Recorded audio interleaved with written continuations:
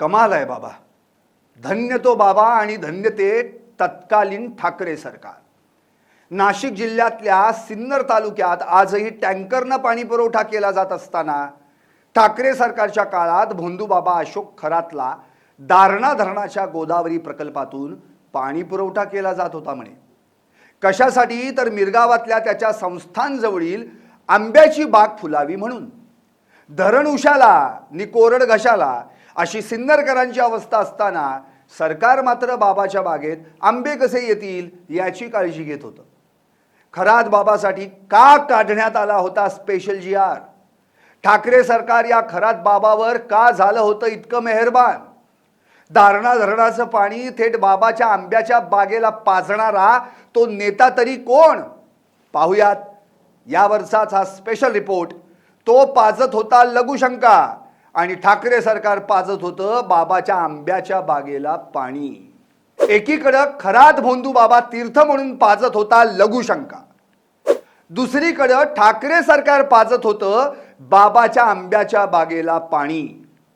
मिरगावातल्या श्री शिवनिका संस्थांसाठी केला जात होता दारणा धरणातून पाणी पुरवठा. 31 जुलै 2020 रोजी खरात बाबासाठी काढण्यात आला होता खास GR. दारणा धरणातून मिळत होतं दररोज 39 लाख लिटर पाणी.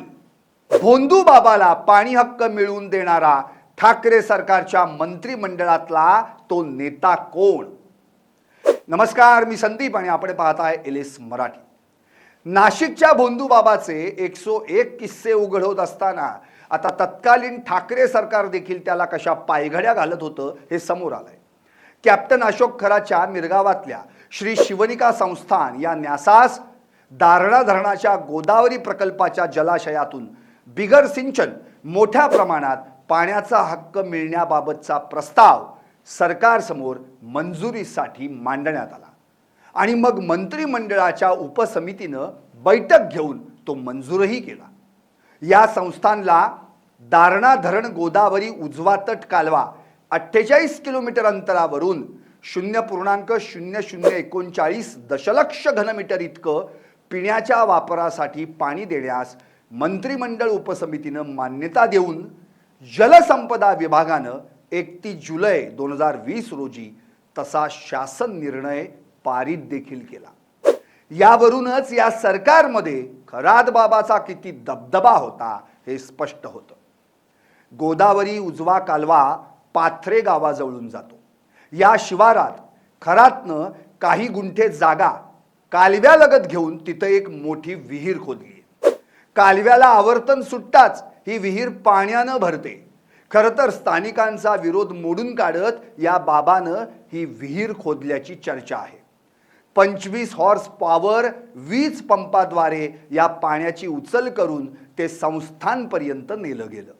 या संस्थान परिसरात जलकुंभ उभारण्यात आलाय म्हणे. हे पाणी संस्थांजवळच्या आंब्याच्या बागेला दिलं जात असल्याचं सांगितलं जात आहे. आता या पाणी पुरवठा प्रकरणाची गंभीर दखल महायुती सरकारकडून घेतली जाणार असल्याचं समजतंय.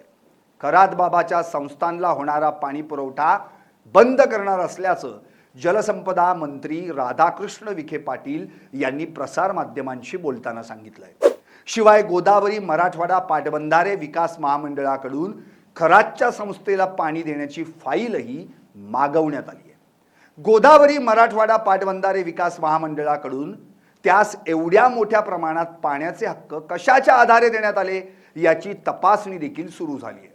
शिवाय त्यानं आजपर्यंत पाणी पट्टी भरली आहे का, तो या पिण्यासाठी मंजूर करण्यात आलेल्या पाण्याचा अन्य कारणासाठी वापर करत आहे का याचीही पडताळणी केली जाते. एकूणच काय तर सिन्नरमधली अनेक गावं आजही पाण्याविना तहानलेली आहेत. शेतीला पाणी नाही, प्यायला पाणी नाही अशी परिस्थिती असताना या खरात बाबाची आंब्याची बाग खुशाल सरकारी पाण्यावर फुलवली जातीये हे किती गंभीर आहे. मागील 5 वर्षे या बाबाच्या आंब्याच्या बागेला पाणी पुरवठा होत होता. या 5 वर्षात त्याच्या बागेतल्या आंब्याच्या पेट्या कुणा कुणा नेत्याच्या घरी पोचल्या होत्या हेही आता शोधावं लागेल. त्या नेत्यांनी खाल्ला बाबाच्या बागेतला आंबा आणि गरीब बिचाऱ्या जनतेच्या हाती काय दिला? बाठा. पाहत रहा LS मराठी, सत्याच्या पाठी, बातम्या सर्वांच्या सर्वांसाठी.